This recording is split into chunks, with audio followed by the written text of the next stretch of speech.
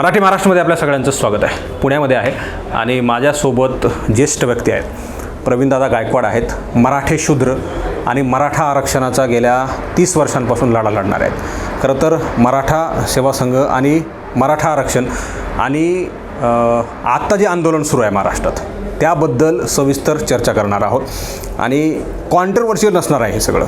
म्हणजे आरक्षण काय आहे, कायदा काय सांगतो, लढा कशा प्रकारचा आहे, इथं कुणालाही काय म्हणतो आपण त्याला कोट करण्यासाठी किंवा मग टार्गेट आणि काउंटर करण्यासाठीचा हा इंटरव्ह्यू नसणार आहे. पहिल्यांदा याला मला इथे सांगायला तुम्हाला आवडेल, कारण गेल्या अनेक दिवसांपासून हा वाद सुरू आहे. कोण कोणाच्या विरोधात राजकीय फायदे तोटे आणि आरक्षण ह्या सगळ्या गोष्टी आम्हाला मागच्या 4 महिन्यांपासून फार जवळून पाहायला मिळालेल्या आहेत. दादा माझ्यासोबत आहेत आणि मी विचारणार आहे की दादा तुमचं मराठी महाराष्ट्रामध्ये खूप खूप स्वागत आहे. तुम्ही वेळ दिल्याबद्दल सुद्धा तुमचं मी आभार या ठिकाणी व्यक्त करतो. दादा, मराठा आरक्षण आंदोलन तुम्ही फार गेल्या 30 वर्षांपासून गाढे अभ्यासक आहात. मराठे शूद्र आणि मराठा समाज या सगळ्या गोष्टींचा तुम्हाला फार मोठा अभ्यास आहे. मी तुमचा फार काही वेळ घेणार नाही. एक पुढच्या काही मिनिटांमध्ये आपल्याला हे संपवायचं आहे. मराठा आरक्षणाचा लढा महाराष्ट्रामध्ये सुरू आहे. मराठा समाज लाखोंच्या संख्येने एकत्र जरी आलेला आहे, काय फायदा आणि काय तोटा आणि कशा प्रकारे एकत्र येऊन सुद्धा होणार आहे की नाही याबद्दल काय वाटतंय? ही मूळ मागणी जी अण्णासाहेब पाटलांनी 1982ला केली ती होती आर्थिक निकषाची आरक्षणाची. परंतु आर्थिक निकषाचं आरक्षण घटनेत तरतूद नव्हतं, परंतु ते सातत्याने मागणी केली जात होती. ते मंडल कमिशनचा रिपोर्ट 1980ला केंद्र सरकारकडे सादर झाला होता आणि मराठा समाजाचा त्याच्यामध्ये समावेश नव्हता. म्हणजे मूळ काका कालेलकर आयोगावर होता तो 1955चा आणि नंतर मंडल कमिशन, याच्यामध्ये मराठा समाजाचा मराठा जात म्हणून समावेश नव्हता. तर हे आंदोलन सुरूच होतं. त्याचे परिणाम असे झाले की मराठा समाजाला आरक्षण मागत असताना, आर्थिक निकषाचं मागणी करत असताना मराठा महासंघाने भूमिका घेतली की मंडल कमिशन रद्द करावं. मंडलला त्यांनी विरोध केला. आरक्षण हे डॉक्टर बाबासाहेब आंबेडकरांमुळे आलं, त्यामुळं नामांतराला पण विरोध झाला. म्हणजे डॉक्टर बाबासाहेब आंबेडकरांचं नाव मराठवाडा विद्यापीठाला द्यावं यालासुद्धा विरोध झाला. आणि नंतर डॉक्टर बाबासाहेब आंबेडकरांचं हिंदू समाजाला जे काय आपण म्हणतो की राम आणि श्रीकृष्ण दैवत आहेत, तर त्यावेळेस रिडल्स इन हिंदुइझम हे पुस्तक ज्याच्यामध्ये राम आणि श्रीकृष्णाची चिकित्सा झाली ते जाळण्यात आलं अकोल्याच्या अधिवेशनामध्ये. तर एकूण मला सांगायचं की महाराष्ट्र आणि मुख्यतः मराठवाडा या 3 आंदोलनांमुळे पेटला होता. मुख्य कारण काय आहे तर परत आरक्षणाचं. त्याचे परिणाम काय झाले तर दलित पॅन्थर विरुद्ध मराठा महासंघ असा संघर्ष नामांतराच्या निमित्ताने मोठा उभा राहिला. तर तो काय महाराष्ट्राला परवडणारा नव्हता. 1990ला मराठा सेवा संघाची स्थापना झाली आणि त्यांनी शिवराय फुलेशाह आंबेडकर ही विचारधारा घेऊन, समतावादी बहुजनवादी विचारसरणी घेऊन त्यांनी गेली 30 वर्ष प्रबोधन केलं. त्या चळवळीबरोबर आणि पूर्वी मराठा महासंघाबरोबर मी काम केलेलं आहे. आता नेमकं काय झालं की आदरणीय पुरुषोत्तम खेडेकर साहेब हे स्वतः जातीने कुणबी आहेत, त्यांची नोंद कुणबी आहे. त्यांच्या पत्नी रेखाताई खेडेकर ह्या देशमुख मराठा आहेत. या आपल्याला माहिती असलं पाहिजे की मध्य प्रदेशमधनं येतात आणि तो विवाह झालेला आहे, म्हणजे कुणबी आणि मराठा. आणि मग खेडेकर साहेबांनी ज्यावेळेस मंडल कमिशन 90ला लागू झालं, 1992ला इंदिरा साहनी विरुद्ध भारत सरकारचा निर्णय आला, त्याच्यामध्ये राज्यस्तरीय ओबीसी आयोग स्थापन करावा असं ज्यावेळेस नमूद करण्यात आलं, त्यावेळेस असं झालं की खेडेकर साहेबांनी ही भूमिका मांडली की मराठा आणि कुणबी हे एकच आहेत. त्याचं कारण त्यांचं स्वतःचं पण आहे. म्हणजे त्यांचा विवाह कुणबी मराठा एक आहे. आणि पहिला जो खत्री आयोग आला महाराष्ट्र स्तरावर, त्यावेळेस त्यांनी ती सगळं कागदपत्र, सगळी प्रयत्न, आणि महाराष्ट्रामध्ये नेमकं काय आहे, मराठा हा समूह आहे, कारण महाराष्ट्रात राहणारा, मराठी बोलणारा आणि राष्ट्रगीतामध्ये मराठा दिसतो, तो समूहवाचक शब्द आहे. आणि मराठा ही जातसुद्धा आहे. तसंच कुणबी हा व्यवसाय पण आहे आणि कुणबी ही जात पण आहे. मराठा कुणबी कशामुळे सापडतं आपल्याला, ज्या वेळेस ब्रिटिशकालीन नोंदी व्हायच्या तर मराठा समाजाच्या लोकांचा व्यवसाय हा कुणबी म्हणजे शेतीचा होता. तर शेती करणाऱ्या माणसाचा त्या काळातल्या काही अधिकाऱ्यांनी नोंद कुणबी केली आणि म्हणून काही कुणबी काही मराठा हा झालेला दिसतो. परंतु कालेलकर आयोगामध्ये कुणबीला आरक्षण मिळतं आहे ओबीसी म्हणून, मंडल कमिशनमध्ये मिळतं कुणबी म्हणून, परंतु मराठा आणि कुणबी एक आहे असं ज्यावेळेस सांगितलं गेलं त्यावेळेस मराठ्यांना आरक्षण मिळत नाही. तो खुल्या वर्गातला एक वर्ग आहे, मोठी जात आहे, जवळपास आपण मानतो की 32% लोक आहेत. त्याच्यामध्ये कुणबी आणि मराठा दोन्ही जाती एकत्र धरल्या जातात. आता हा लढा जसा जसा पुढं गेला तसं खत्री आयोगापुढं मांडणी झाल्यानंतर 1 जून 2004ला आदरणीय सुशील कुमार शिंदे मुख्यमंत्री होते महाराष्ट्राचे, आणि त्यावेळेस त्यांनी हा GR काढला की कुणबी जी जाते 83 त्याच्यामध्ये मराठा कुणबी, कुणबी मराठा आणि लेवा पाटील या सबकास्ट म्हणजे उपजाती म्हणून त्यांना लाभ मिळेल. ज्यांचा पूर्वीची नोंद कुणबी असेल, नंतर मराठा झाली असेल, किंवा पूर्वीची मराठा असेल आत्ता कुणबी झाली असेल, तर त्यांना लाभ मिळेल. तशा प्रकारचा लाभ मिळायला सुरू झाला. त्याचा नियम असा आहे, 1967 पूर्वीचे कागदपत्र तुम्ही सादर केले, तुमच्या वाडवडिलांची फॅमिली हिस्ट्री दाखवली, म्हणजे ज्याला आपण फॅमिली ट्री म्हणतो, वंशावळ, आणि नंतर 4 नातेवाईक हे तुमचे कुणबी जातीचे आहेत, तर तुम्हाला व्हॅलिडिटी सर्टिफिकेट मिळतं. आणि ते सुरू झालं. आम्ही सरसकटची मागणी लावून धरली होती आणि म्हणूनच आंदोलन सरकत पुढं गेलं. आणि एक दिवस 2016ला कोपर्डी प्रकरण घडलं आणि त्यानंतर मराठवाड्यामध्ये परत औरंगाबादपासून मोठे मोर्चे निघायला लागले, मराठा क्रांती मोर्चे, मूक मोर्चे, आणि ते जवळपास 54 मोर्चे निघाले. प्रचंड संख्या आली. त्याच्यातली एक मागणी ही मराठा आरक्षणाची होती. परत देवेंद्र फडणवीस सरकार यांनी जवळपास 2.5 कोटी लोक रस्त्यावर आलेले पाहिले आणि त्यांनी एक समिती नेमली, न्यायमूर्ती मारुती गायकवाड. त्याच्याबरोबर मी स्वतः काम केलं. आपण नमूद केलं की मराठी शूद्र पुस्तक मी लिहिलेलं आहे आणि आरक्षण एक पुस्तक लिहिलेलं आहे. असे 2 पुस्तकं माझी जवळपास दोन्ही 1.5 लाख विक्री झालेली, म्हणजे विक्रमी विक्रीची आहे. तर मराठे शूद्र हे मागासपणा सिद्ध करण्यासाठी गरजेचं आहे. त्याच्यामध्ये मी सगळा इतिहास सांगितलेला आहे की शिवाजी महाराजांना शूद्र ठरवलं, तुकाराम महाराजांना शूद्र ठरवलं, शाहू महाराजांना शूद्र ठरवलं, सयाजीराव गायकवाडांना शूद्र ठरवलं, प्रतापसिंग महाराजांना शूद्र ठरवलं. शूद्र म्हणजे काय? वर्णव्यवस्थेमध्ये ब्राह्मण, क्षत्रिय, वैश्य आणि शूद्र. आणि कलियुगामध्ये 2च वर्ण, ब्राह्मण आणि शूद्र, कारण परशुरामाने पृथ्वी निक्षत्रिय केली आणि क्षत्रिय शिल्लक नाही राहिला. आता 2 वर्ण म्हटलं तर ब्राह्मण अधिकार संपन्न आणि शूद्र अधिकार वंचित. आणि जे अस्पृश्य आणि आदिवासी आहेत ते आउटकास्टेड आहेत, ते वर्ण व्यवस्थेमध्ये नाही आहेत, ते वर्णबाह्य आहेत. त्यांना अस्पृश्यता आहे, त्यांना गावामध्ये राहता येत नाही. तर अशी व्यवस्था आहे. तर 1 जून 2004 नंतर आम्ही समाधान मानलं नसल्यामुळे ते आंदोलन पुढं चाललं. परंतु महाराष्ट्रात मराठा जसं मागत होते तसे हरियाणामध्ये जाट, जे की उत्तर प्रदेशमध्ये आहेत, मध्य प्रदेशमध्ये आहेत, त्यानंतर राजस्थानमध्ये ज्याला आपण गुज्जर म्हणतो, गुज्जर समाज, आणि गुजरातमध्ये पटेल आणि कप्पू समाज म्हणजे आंध्र प्रदेशमध्ये, असं देशभरामधले शेती करणारे शेतकरी वर्गातले, कारण शेतीची नापिकी असेल, न परवडणारी शेती असेल, तर एक उठाव व्हायला लागला की गावाच्या आतमधल्या स्पृश्य OBC जाती, म्हणजे माळी असेल, धनगर असेल, वंजारी असेल, तेली असेल, कोळी असेल, यांचा आणि मराठ्यांचा व्यवहार आहे. म्हणजे ते एकत्र जेवतात, बसतात, पण रोटी बेटीचा नाही आहे.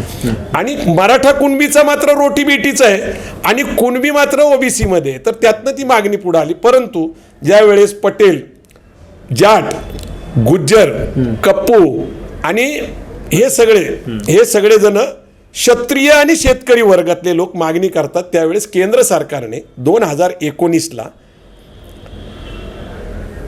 लोकसभेमध्ये, राज्यसभेमध्ये एक कायदा पारित केला आणि घटना दुरुस्ती केली आणि राष्ट्रपतींनी त्याच्यावर सही केली आणि ती घटना दुरुस्ती झाली. पण आपला देश कसा आहे? लोकशाही आहे.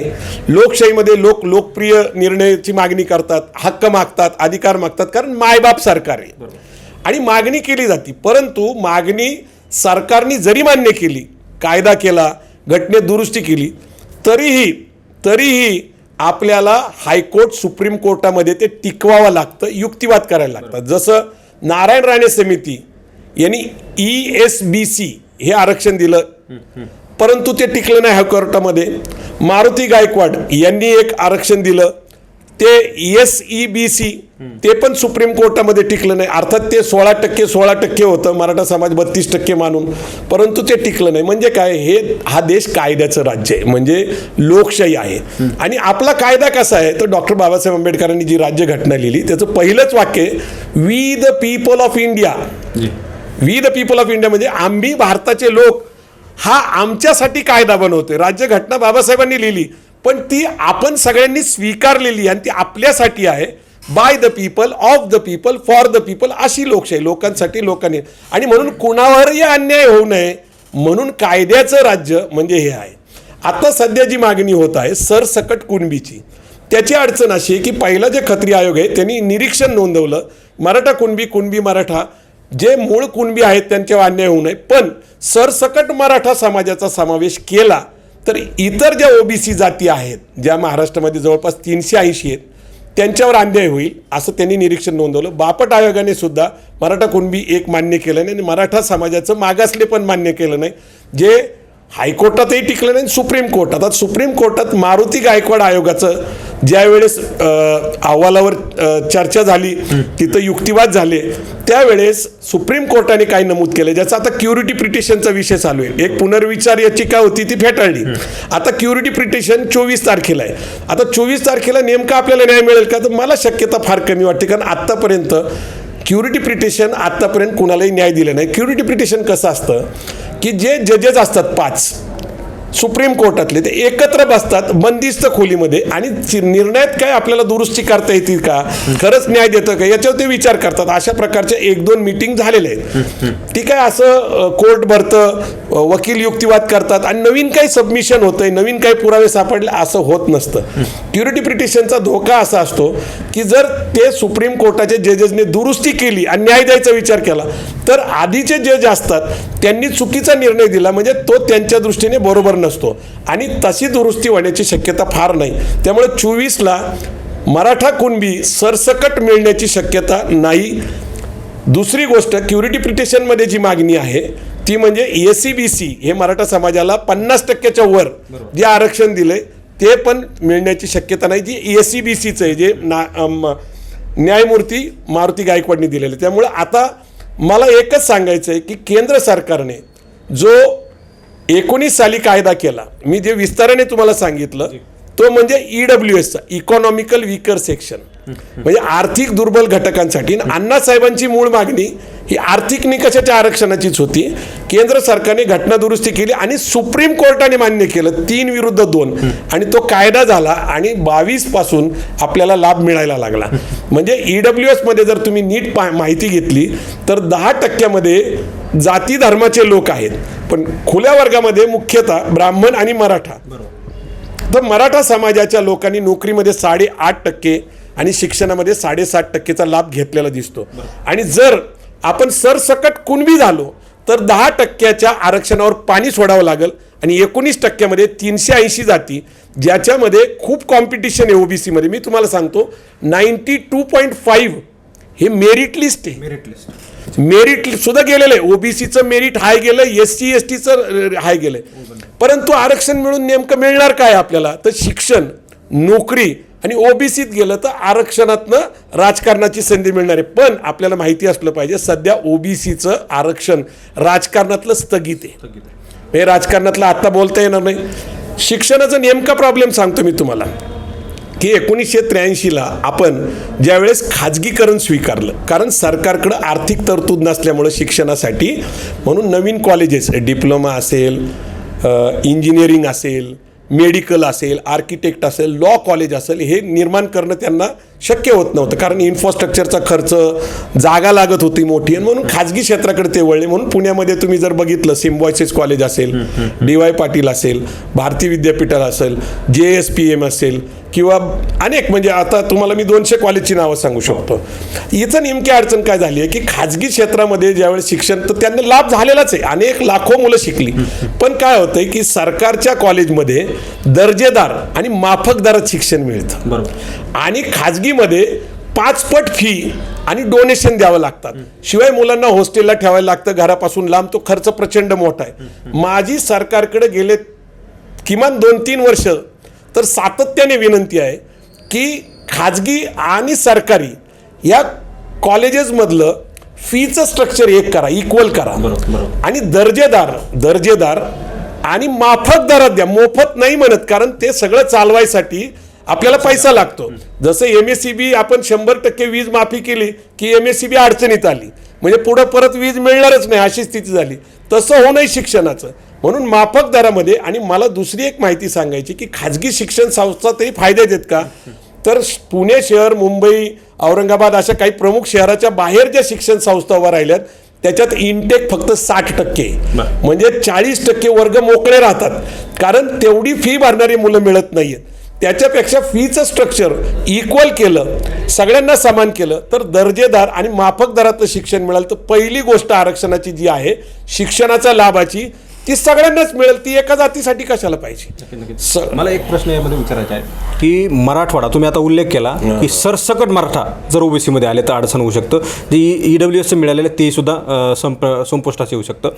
मात्र जे मराठवाडा सोडून जे इतर EWS मध्ये आहेत किंवा मग कुणबी प्रमाणपत्रामध्ये आहेत ते सगळे एकत्र आहेत आणि त्या सगळ्या गोष्टींना सरसकट घेऊन गेलं जात आहे. मग मराठवाड्यावर या निमित्तानं अन्याय होणार आहे का? जसं कुणबी प्रमाणपत्र ओबीसीवर अन्याय होणार तसं मराठवाड्यावर सुद्धा होणार आहे का काय? नाही, काय झालं आहे की मराठा ही नशीबवान जात आहे.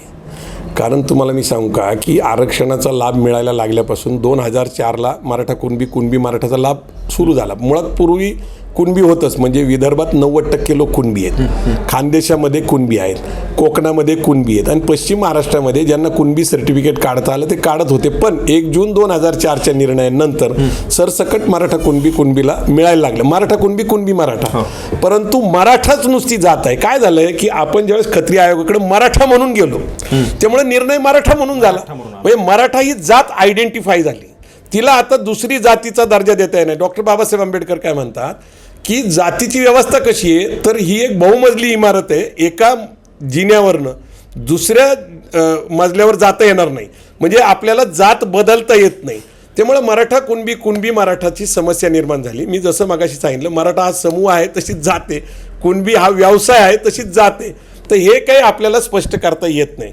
पण मराठा समाजाला कुणबी म्हणून लाभ मिळत होता, बहुसंख्य मराठा कुणबी म्हणून घेत होते. नंतर जे मराठा होते त्यांच्याकडे पण 19 नंतर आशेची किरण जी निर्माण झाली ती म्हणजे EWSचं आरक्षण. आणि जसं EWS आलं, संभाजी ब्रिगेड एकमेव संघटना आहे जे त्याचं समर्थन करत आले. अनेक लोक म्हणत होते की ते टिकणार नाही, पण सुप्रीम कोर्टात मान्य झालं, त्यामुळं 10% तिथं. तर मराठवाड्यामध्ये बहुसंख्य लोक मराठा आहेत. आत्ता जरी काही लोक 18,000 म्हणतात, काही लोक 28,000 म्हणतात, अगदी बरेच सर्टिफिकेट सापडले, कारण ते स्थलांतरित आहेत कुणबी, म्हणजे जे खानदेशातनं आलेले असतील किंवा इकडून आले असतील विदर्भातनं किंवा अन्य कारणाने किंवा कुठूनही, तर ते लोक सापडलेले. 54 लाख जी संख्या आहे ती संपूर्ण महाराष्ट्राची आहे. तर ते लक्षात घेता ज्यांना असं वाटतं की आपल्याला ओबीसीचं आरक्षण घ्यायचं त्यांना कुणबी हा प्रमाणपत्राचा मार्ग आहे, आणि ज्यांना मिळत नाही त्यांना EWSचं आरक्षण आहे. त्यामुळे नव्याने आता वेगळं आरक्षणाकडे जावं असं मला वाटलं नाही, म्हणून EWSचं स्वागत केलं. आर्थिक निकषासाठी जे पात्र आहेत, जसं की ओबीसीला क्रिमिलेअर आहे 8 लाखाचं, तसंच EWSला पण आहे. मला असं वाटतं की आता आपण चळवळी अर्थकारणाकडे नेलं पाहिजे.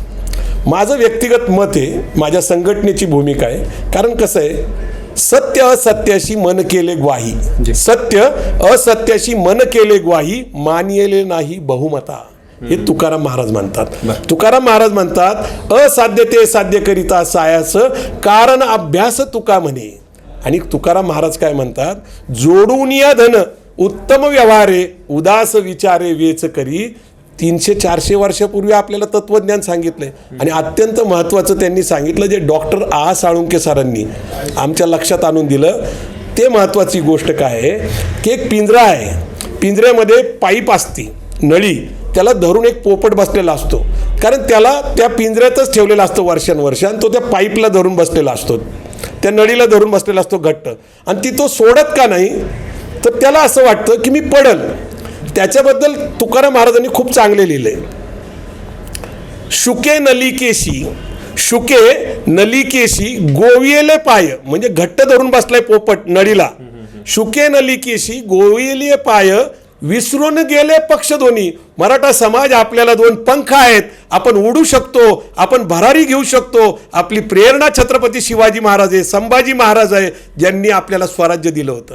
तंजावर पासून पेशावर पर्यंत एवढ्या मोठ्या राज्यावर 110 वर्ष आम्ही राज्य केलं, दिल्ली तख्त ताब्यात घेतलं. मराठ्यांना आता प्रेरणेची गरज आहे, मराठ्यांना एका विचाराची गरज आहे. मी तुम्हाला सांगतो, मराठ्यांची प्रेरणा उच्च आहे, विचार उच्च आहे.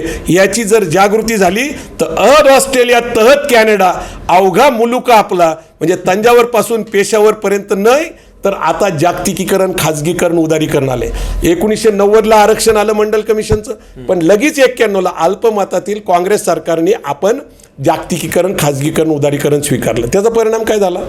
1990ला चंद्रशेखर पंतप्रधान असताना आपल्याकडे परकीय चलन नव्हतं, दळणवळण जगाशी करू शकत नव्हतो, क्रूड ऑइल आणू शकत नव्हतं, पेट्रोल बंद, डिझेल बंद, सगळं थांबणार होतं, ठप्प होणार होतं. त्यावेळेस RBIचं सोनं घाण ठेवून आपण परकीय चलन घेतलं. मी आपल्याशी बोलतोय 2024मध्ये अर्थमंत्री निर्मला सीतारामननी सांगितलं की आमच्याकडे 125 अब्ज डॉलर परदेशातनं आलेत. 125 अब्ज डॉलर म्हणजे भारत सरकारच्या बजेटच्या किती मोठा आहे तुम्हाला आकडा माहिती आहे? तो महाराष्ट्रात येतो, तो गुजरातमध्ये जातो पैसा, तो राजस्थानमध्ये जातो, तो हरियाणा पंजाबमध्ये जातो, तो तामिळनाडूमध्ये जातो, तो आंध्र प्रदेशमध्ये जातो, तो केरळमध्ये जातो. मराठ्यांचा आर्थिक कणा का मोडला आहे? का आपण आरक्षणाच्या मागे गेली 30-40 वर्ष लढतोय? मला असं वाटतं की आर्थिक चळवळी निर्माण केल्या. मला सिंधी, गुजराती, मारवाडी या लोकांबद्दल आदर आहे, पण त्यांचा इतिहास माहीत नाही मला संघर्षाचा जो आम्ही केलेला आहे, स्वराज्य आणि स्वातंत्र्याचा. या देशाला स्वराज्य शिवाजी महाराजांच्या प्रेरणेने ब्रिटिशांच्या विरोधातलं स्वातंत्र्य महाराष्ट्रात तयार झालं आणि या देशाची राज्यघटना समता महात्मा फुलेंची, बंधुत्व शाहू महाराजांचं, न्याय डॉक्टर बाबासाहेब आंबेडकरांचा, स्वराज्य आणि स्वातंत्र्य हे छत्रपती शिवाजी महाराज, यातनं या देशाच्या राज्यघटनेची चौकट तयार झाली. एवढा मोठा विचार आपल्याकडे असताना आज आपण आरक्षणाच्या मागं किती दिवस पाळणार आहे? कारण जागतिकीकरणाने सगळं बदललेलं आहे. मी आपल्याला एक गोष्ट नमूद करून नम्रपणे सांगतो की लंडनमध्ये सरकारी नोकऱ्या 9% आहेत, चायनामध्ये 14% आहेत. चायनापेक्षा जगामध्ये आता पण 1 नंबर लोकसंख्येमध्ये 142 कोटी लोक आहेत. मग देशामध्ये नक्की सरकारी नोकऱ्या किती आहेत? आपला देश स्वतंत्र झाला त्यावेळेस 35 कोटी होतो, आपण 142 कोटी झालो. आता देशामध्ये 3.7%, 3.7% राष्ट्रपतीच्या मुख्य सचिवापासून ते अंगणवाडीच्या शिक्षकापर्यंत म्हणजे पगार आणि ज्याला अनुदान म्हणतो अशा प्रकारच्या जेवढे लोक काम करतात सरकारसाठी हे 5-5.5 कोटीपेक्षा जास्त नाहीत. अशा काळामध्ये आरक्षणाची मागणी आपण करतोय. ज्यावेळेस खाजगीकरणातनं रेल्वेचं खाजगीकरण सुरू झालं, विमान सेवेचं खाजगीकरण सुरू झालं, सगळे पोर्ट आणि विमानतळ अदानीला देऊन टाकलेत. कोल माइन्सचं झालं, जे उद्योग म्हणजे ॲल्युमिनियमची भांडी बनवली जात होती, काही कापड मिल होत्या, ज्या नेहरूंनी त्या काळामध्ये कम्युनिस्ट विचारसरणीचा होते ते, त्यामुळे सरकारच्या अधीन उद्योग होते, ते सगळं खाजगीकरण सुरू झालं. म्हणजे खाजगीकरणातनं 3.7% सुद्धा आता घट झालेली आहे. म्हणजे साधारणपणे 3% आसपासच नोकऱ्या आहेत. मग हे जर आपल्या लक्षात येत असेल तर खाजगीकरणामध्ये अजून आरक्षण नाही, गुणवत्तेवर आधारित आहे. पण दुसरीकडे सरकारच जाहीर करते की 40% तरुण हे बेरोजगार आहे, म्हणजे त्यांना सरकारची नोकरी सोडून द्या, खाजगी नोकरी नाही आहे. आता आपण सतत आंदोलनं करत राहिलो, सतत आंदोलनातनं काय होतं तुमच्या लक्षात आलं का? त्या जिल्ह्याचा गेली 30 वर्षाचा अभ्यास एखादी परकीय कंपनी गुंतवणूक करण्यासाठी येते, जसं औरंगाबादमध्ये किंवा कोल्हापूरमध्ये अलीकडे दंगली झाल्या, हिंदुत्ववादी विचारसरणीच्या लोकांची दंगल झाली, मुस्लिम वगैरे. त्याचा परिणाम असा झाला की तो इतिहास घडला. आता त्या इतिहासाचं प्रतिबिंब कधी दिसतं? ज्यावेळेस तिथल्या MIDCमध्ये एखादी परकीय कंपनी गुंतवणूक करायला येते त्यावेळेस ते गुंतवणूक करायला तयार होत नाही, तिथं त्यांना असुरक्षितता वाटते. आता कोकणामध्ये जर तुम्ही बघितलं तर आजही प्रकल्पासाठी जागा दिले जात नाही. जैतापूरचं तेच झालेलं आहे, एनरॉनचं तेच झालेलं आहे. मग अशा काळामध्ये मला वाटतं की खाजगीकरणातली जगातली स्पर्धेमध्ये आपल्या लोकांनी जायला पाहिजे. मला असं दुसरा एक प्रश्न या ठिकाणी विचारायचा आहे. आता महाराष्ट्रामध्ये हे आंदोलन जे उभं राहिलेलं आहे मराठा समाजाचं, आणि यामध्ये मंत्रीसुद्धा आहेत, म्हणजे ओबीसींच्या बाजूने आता ठामपणे उभं राहिलेले, भुजबळसुद्धा असतील, आणि असे ओबीसींचा एक वेगळा गट्टा या ठिकाणी उपस्थित राहिलेला आहे. मराठा विरुद्ध ओबीसी असा वाद आता सुरू झालेला आहे. आता त्याचा नेमकं आपल्याला हे कळायला मार्ग नाही आहे की एकीकडं सरकार जे आहेत मुख्यमंत्री एकनाथ शिंदे ते म्हणतात ओबीसीला धक्का न लावता मराठा समाजाला आरक्षण दिलं जाईल, मात्र दुसरीकडं जरांगे पाटील सुद्धा म्हणतात की ओबीसीमधूनच आम्हाला आरक्षण पाहिजे, बाकी कुठलं आम्ही घेणार नाही. तर दुसरीकडं छगन भुजबळ असं म्हणतात की आम्ही ओबीसीला धक्का लावू देणार नाहीत. म्हणजे नेमकं काय सरकार कुठलं आरक्षण देणार आहे नेमकं, आणि काय मराठ्यांना बोलताबा देत आहे? नाही, मुळात ताटात काहीच नाही आहे आणि वाटणीसाठी भांडण आहे. ताटात जर काय असतं तर मी समजू शकलो असतो, पण ताटात काहीच नाही आहे. याचा अर्थ काय आहे तर इथं काहीतरी राजकारण शिजतंय. समाजकारणाच्या नावाखाली हक्क अधिकाराच्या निमित्ताने लोकांच्या गोरगरिबांच्या मुलांना आशा दाखवल्या जातात. मी तुम्हाला सांगतो, नम्रपणे सांगतो की BJPचे आजचे जे प्रमुख आहेत देवेंद्र फडणवीस, हे सतत एक गोष्ट बिंबवत आहेत की OBC आणि ST म्हणजे OBC ST म्हणजे आदिवासी, हे BJPचा DNA म्हणजे मूळ आधार आहे. कोण आहेत? 52% OBC आणि 7.5% ST, आणि आता रामदास आठवले त्यांच्याबरोबर गेल्यामुळे ते पण आले. म्हणजे आरक्षित वर्गातले लोक यांचा आधारात BJP आहे, लक्षात ठेवा. दुसरीकडे मराठा समाज जो आहे तो आरक्षणामध्ये यायचा प्रयत्न करत असल्यामुळं OBC अस्वस्थ आहे आणि भयभीत झालेला हा OBC संघटित झालेला आहे. आणि नेमकं त्यांनी काय साध्य झालेलं आहे? तुम्हाला आठवत असेल की देवेंद्र फडणवीस यांच्या मार्गदर्शनाखाली शिवसेनेमध्ये फूट पडली. एकनाथ शिंदे सत्तेत आले. त्यावेळेस जो प्रचार होता माहिती आहे तुम्हाला, 50 खोके एकदम ओके, म्हणजे यांना फोडण्याचं जे झालं, म्हणजे तुम्हाला गुवाहाटीपर्यंतचा सगळा प्रवास माहिती आहे. आणि शिवसेना, शिंदे गट आणि देवेंद्र फडणवीस सत्तेत आले. वर्षभर शिवसेना विरुद्ध शिवसेना. शिवसेनेत फूट पाडायची नाही, शिवसेना संपवायचीच आहे, ती मराठी अस्मिताच आहे, हे BJPचं धोरण पहिलं. आणि राष्ट्रवादी ही मराठा अस्मितेचा पक्ष मानतो आपण सगळेजण, तसं नाही आहे पण ते मानतात. तोही पक्ष फोडला. अजित पवार आणि शरद पवारांचे 2 गट झाले आणि आता 3 पक्षाचं सरकार एकत्र आलेलं आहे. ह्या सरकारची विश्वासार्हता पूर्ण संपलेली आहे. आणि म्हणून तिसरा जो टप्पा सुरू झालेला आहे तो OBC विरुद्ध मराठा, म्हणजे देवेंद्र फडणवीसांची विश्वासार्हता संपलेली आहे, BJPची संपलेली आहे. कारण हे असं जे कुरगडीचं राजकारण आहे, एक लक्षात घ्या, तुम्ही कन्व्हिन्स करू शकत नसला तर कन्फ्यूज करा, समाजामध्ये कन्फ्युजन तयार करा. हे कन्फ्युजन असं आहे की नेमकं काय होणार आहे. शिवसेना विरुद्ध शिवसेना, राष्ट्रवादी विरुद्ध राष्ट्रवादी, BJP सुरक्षित आहे आणि BJP बरोबर OBC SC ST यांना एकत्र करते. आणि पूर्णपणे विधानसभेला BJP स्वतंत्र निवडणूक लढणारे 145चं बहुमत आणण्यासाठी 2 पक्ष फोडले, पण त्यांची विश्वासार्हता संपत असल्यामुळं मराठा विरुद्ध OBC हा संघर्ष उभा केला जातो आणि आपल्या नेत्यांचा वापर केला जातोय. आणि छगन भुजबळ सध्या त्यांच्याबरोबर असल्यामुळे ते सतत मराठा समाजावर ज्या प्रकारचे आरोप करतात, म्हणजे लक्ष्मण गायकवाड सुद्धा आरोप करतात. मला नम्रपणे सांगायचं आहे, महाराष्ट्र घडवला मराठ्यांनी. कारण शाहू महाराजांच्या अखिल भारतीय मराठा शिक्षण परिषदेच्या चळवळीतनं 45 शिक्षण संस्था मराठ्यांनी स्थापन केल्या. ज्यावेळेस जिल्हा परिषद पंचायत समितीच्या शाळा पण नव्हत्या, सरकारी शाळा नव्हत्या, मराठ्यांनी. म्हणजे तुम्हाला सांगू, रयत शिक्षण संस्था असेल, शिवाजी शिक्षण संस्था असेल, नाशिक जिल्हा मराठा असेल किंवा नगर मराठा असेल, औरंगाबाद मराठा असेल, ह्या सगळ्या मराठ्यांनी स्थापन केल्या. नंतर सहकार चळवळ ग्रामीण भागामध्ये साखर कारखाने असतील, दूध संघ असतील, कुक्कुटपालन असतील, सूतगिरणी असतील, यातनं ग्रामीण अर्थकारण महाराष्ट्राचं 10 लाख कोटीचं हे मराठ्यांनी केले. फक्त एक आरक्षणाची मागणी केली म्हणून तुम्ही त्यांच्यावर एवढे दोषारोप करता. आणि आत्ता छगन भुजबळजी मांडणी करतायत की पहिले अभिजन म्हणजे ब्राह्मण हे आमचे शोषक होते, आता मराठी शोषक आहे, फक्त एक आरक्षणाची मागणी केली म्हणून. हे मराठा समाजालाही समजलं पाहिजे, OBC समाजाला समजलं पाहिजे. सध्या मला आपल्याला एक विनंती करायची या निमित्ताने की सध्या सत्य लोकांना समजलं पाहिजे, याच्यासाठी मी आपल्याशी बोलण्याची तयारी दाखवली. संग्रामजी, आपण मला बोलण्याची संधी दिली, धन्यवाद. नाही, याबद्दल मला भुजबळांबद्दल थोडंसं बोलायचं आहे. भुजबळ हे जे राज्यातले मंत्री आहेत, एकनाथ शिंदे सरकारमधले मंत्री आहेत, मात्र ते बोलत असताना एकदम कुठल्या तरी एखाद्या साध्या व्यक्तीसारखं बोलतात. संवैधानिक पदावर सुद्धा आहेत ते, लाट्या काटाचे. मग ते प्रकाश शेंडगे असतील किंवा मग त्यांचे ते 2-4 सहकारी जे आहेत ते असे अलीकडच्या काळामध्ये ते वेगळ्या पद्धतीने बोलतात. एकीकडं सरकारच्या मंत्रिमंडळामध्ये सुद्धा आहेत. आता आपण समाजाचं समजू शकतो, काही भावना आहेत, मराठा समाज एकमेक आहेत, काय बोलतील, मात्र हे संविधानिक आणि सुशिक्षित लोक आहेत, मंत्रिमंडळामध्ये आहेत, यांनी असं बोलणं चुकीचं आहे. सरकारमध्ये असताना सुद्धा म्हणजे कुठेतरी हा वाद लावण्याचा प्रकार सुरू आहे का मराठा विरुद्ध OBC? 100% टोकाला वाद जावा असं काही प्रयत्न आहेत? 100% टोकाला वाद जाऊन त्याला पोलरायझेशन ऑफ वोट म्हणतो. म्हणजे समाजामध्ये विभाजन झालं पाहिजे. म्हणजे कसं आहे की 52% OBC आणि 22.5% SC ST हाच फॉर्म्युला VP सिंगांनी आरक्षण देताना केला होता मंडल कमिशनचा, की 74.5% लोक एका बाजूला आणि खुला वर्ग एकाला. 74.5% म्हणजे बहुमत झालं. छगन भुजबळ का आक्रमकपणे येत आहेत? एक तर त्यांच्यावर मागच्या केसेस आहेत, ते जेलमध्ये जाऊन आलेले आहेत. त्यांच्या विश्वासार्हतेबद्दल जो प्रश्न होता तो आपल्याला सगळ्यांनाच माहिती आहे. आता ते कमबॅक का करतायत त्याचं कारण आहे त्यांची एक आयुष्यभर खंत आहे, ती मी त्यांच्या तोंडून ऐकलेली आहे आणि त्यांच्या अनेक नामवंतांकडून ऐकलेली आहे की मंडल कमिशनचा रिपोर्ट आल्यानंतर देशातलं राजकारण बदललं. तुम्ही बिहार असेल, उत्तर प्रदेश असेल, मध्य प्रदेश असेल, राजस्थान असेल, गुजरात असेल, केरळ असेल, तामिळनाडू असेल, कर्नाटक. आत्ता बघा सिद्धरामय्या कोण आहे? धनगर समाजाचे आहेत. म्हणजे त्याचा अर्थ असा आहे की OBCचा मुख्यमंत्री झाला नाही. एक तर तो मराठा असतो, नाही तर ब्राह्मण असतो.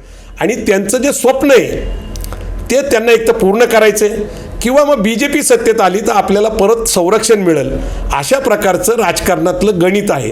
आता ते मान्य करतील का? तर काही गुपितं असतात आणि काही उघड गोष्टी असतात. तर उघड समाज आता जे संघर्ष पाहतोय, हा संघर्ष या महाराष्ट्राच्या राजकारणाला शोभणार नाही, समाजकारणाला शोभणार नाही, शिवराय फुले शाहू आंबेडकरांची विचारधारा मानणाऱ्यांना शोभणार नाही.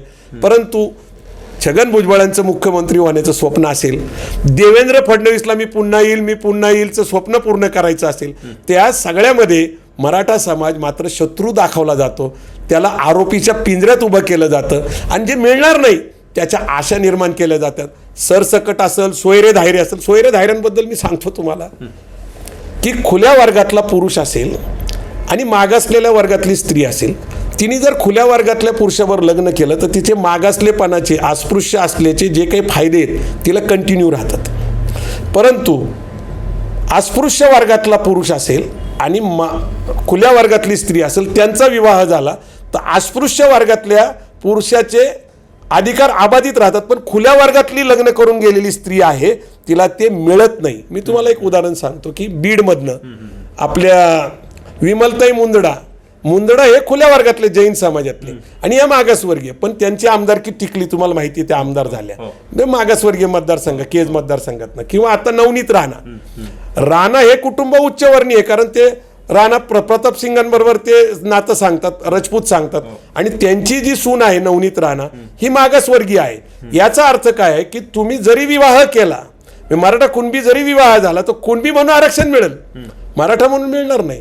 मराठा जातीतल्या पुरुषावर लग्न केलं कुणबी स्त्रीनी तर तिच्या मुलांची जात ही मराठाच लागणार.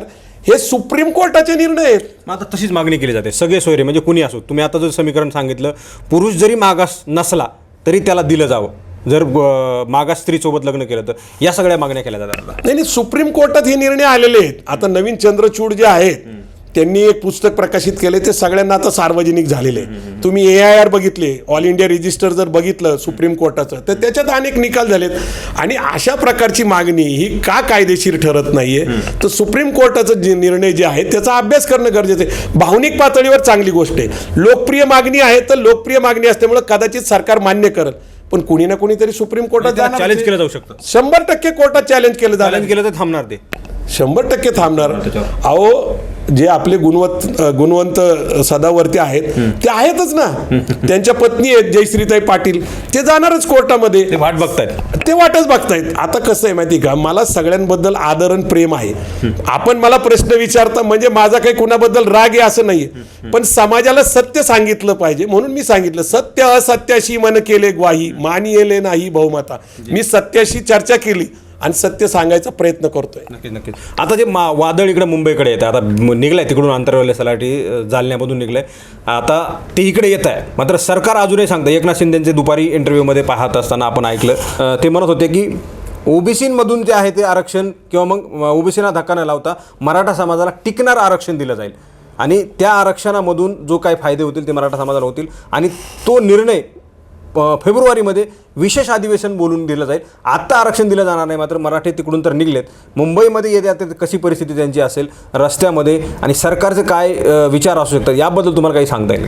नाही, मुख्यतः काय आहे की हे आंदोलन जे आहे ते गुज्जर समाजाने अशा प्रकारचं केलं होतं. सगळी व्यवस्था ठप्प करायची, रेल्वे बंद करायचे, ट्रान्सपोर्टेशन सगळं बंद करायचं, ते राज्याची सगळी आर्थिक व्यवस्था ढबघायला जाते. 1.5-2 महिने ते गुज्जरांचं आंदोलन चाललं होतं. त्याच्यानंतर अण्णा हजारेंचं आंदोलन तुम्हाला माहिती आहे, भ्रष्टाचाराच्या विरोधामध्ये त्यांनी सगळं ठप्प केलं होतं. आणि अगदी अलीकडच्या काळामध्ये अशा प्रकारचं आंदोलन शेतकऱ्यांनी केलं होतं. दिल्लीच्या बाँड्रीवर येऊन पंजाब आणि हरियाणाच्या लोकांनी 1.5 वर्ष ते थांबले होते. त्यात 600 लोक गेले, थंडीने गेले, अनेक कारणाने गेले. अगदी परवा दिवशी तुम्हाला माहिती आहे की दादा धर्माधिकाऱ्यांचे समर्थक याला मुख्यमंत्र्यांनी बोलवलं होतं त्यांना महाराष्ट्र भूषण पुरस्कार देताना. तर त्यावेळेस सुद्धा तिथं जे टेम्परेचर होतं, पाणी नाही मिळालं, त्याच्यात निष्पाप 100-125 लोक मेले. आकडा गूढ आहे, तो मृत्यूचा आकडा गूढ आहे. नाही, ते खरंच आहे. पण तुम्ही एक लक्षात घ्या की इतक्या लांब प्रवास करत जायचं, यांची खाण्याची, राहण्याची, आरोग्याची व्यवस्था, आणि हे सगळे आशेने चाललेले आहेत, अपेक्षेने चाललेले आहेत. सरकार जे सांगते त्यात तथ्य नाही. कारण सुप्रीम कोर्टाचं जे जजमेंट आलं 1992ला, 50% वर जाता येणार नाही आणि 50% वरचं कुठलंही सरकारला अधिकार नाही, राज्य सरकारला. दुसरं महत्त्वाची गोष्ट, त्याचं कारण काय आहे ते नीट समजलं पाहिजे. आपण काय म्हणतो 50% वर वाढवता येईल, मागणी करा, तर त्याचं कारण काय आहे की घटना समितीमध्ये ज्या वेळेस चर्चा झाली, घटनेमध्ये काय 340 कलम इतर मागासवर्गीयांसाठी आयोग नेमा, पण त्याच्यावर जी चर्चा झाली ती 12 खंडामध्ये प्रकाशित झालेली आहे, 2 वर्षाची चर्चा. आरक्षण या चर्चेमध्ये डॉक्टर बाबासाहेब आंबेडकरांना प्रश्न विचारला गेला की शेड्यूल कास्ट आणि शेड्यूल ट्राईब्स हे 22.5%, पण आता तुम्ही ओबीसींचा पण आयोगाचा आग्रह धरला तर आरक्षण किती असेल? तर बाबासाहेब आंबेडकर काय म्हटले की समता हे आपलं तत्व आहे, कारण ते पिरॅम्बलमध्ये येतं आणि आरक्षण हा अपवाद आहे.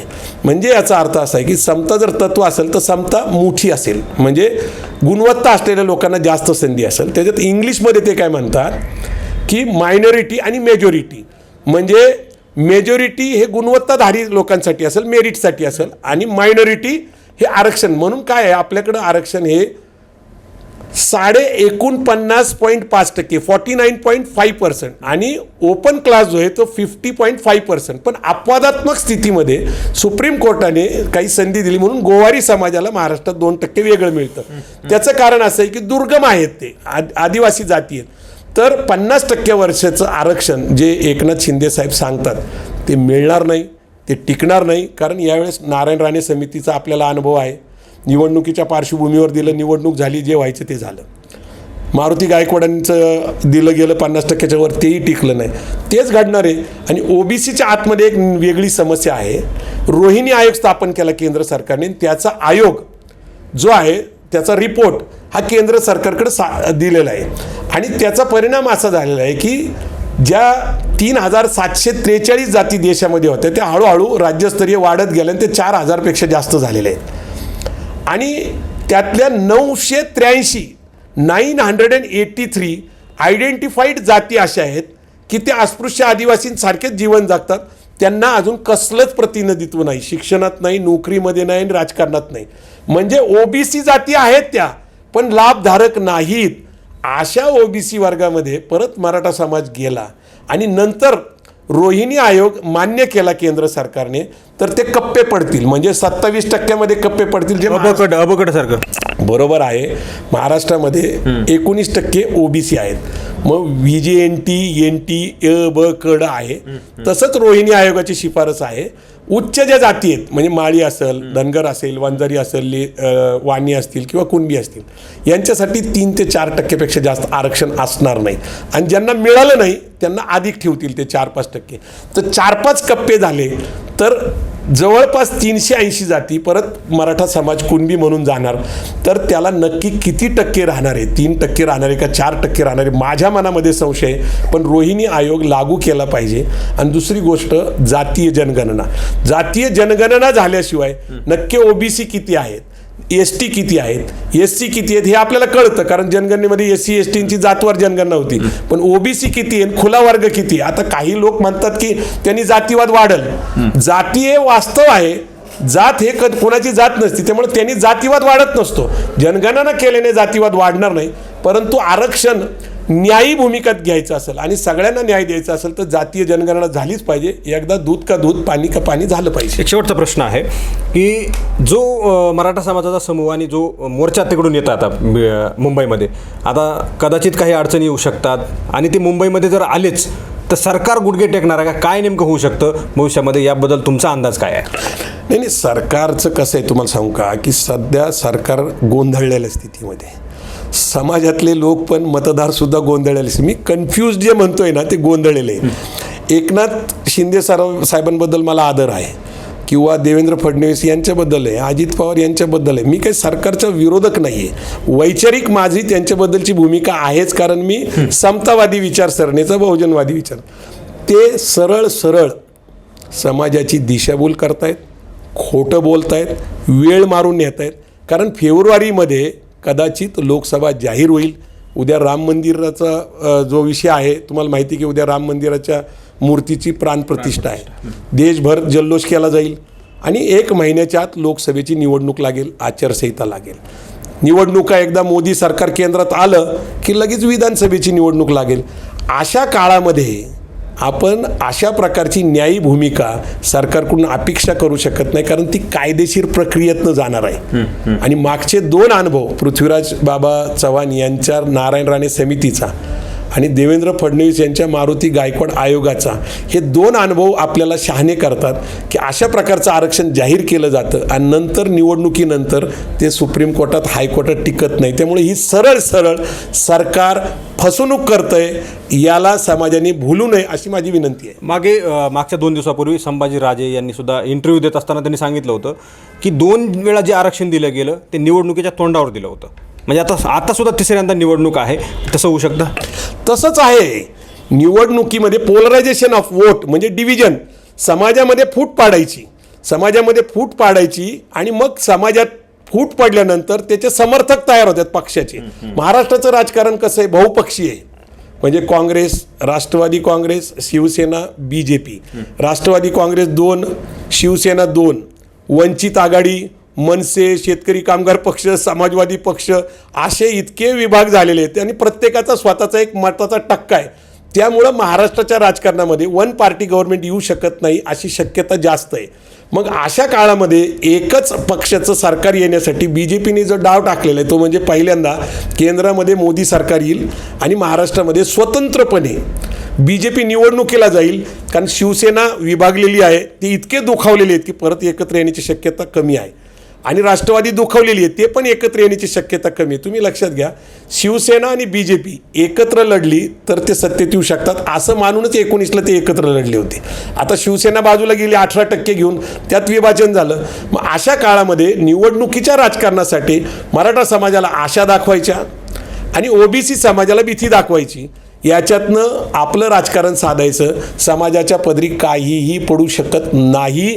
माझा गेल्या 30 वर्षाच्या आरक्षणाचा अनुभव आहे आणि मराठा समाज मागासलेपणा सिद्ध करू शकतो का? सुप्रीम कोर्टाने का अमान्य केलं? तर त्यांनी सांगितलं की खत्री आयोगामध्ये तुमचा समावेश नाही, बापट आयोगामध्ये नाही. मागासलेपणा कुणी सिद्ध केला? नारायण राणे समिती, मारुती गायकवाडनी. परंतु जे सुप्रीम कोर्ट आहे त्यांनी सांगितलं की काका कालेलकर आयोग पाहिला केंद्रीय आणि मंडल कमिशन, याच्यामध्ये तुमचा समावेश नाही. मग 75 वर्षामध्ये देश प्रगतीकडे जातो, एवढा मोठा समुदाय मागासलेला कसा झाला हे सरकारला विचारलेलं. म्हणजे खरं तर 75 वर्षामध्ये आज सगळीकडं IT इंडस्ट्री आली आहे, ऑटोमोबाईल इंडस्ट्री आली आहे, सुजलम सुफलम झालेलं आहे, खाजगीकरणातनं 90% अर्थकरण चालतं.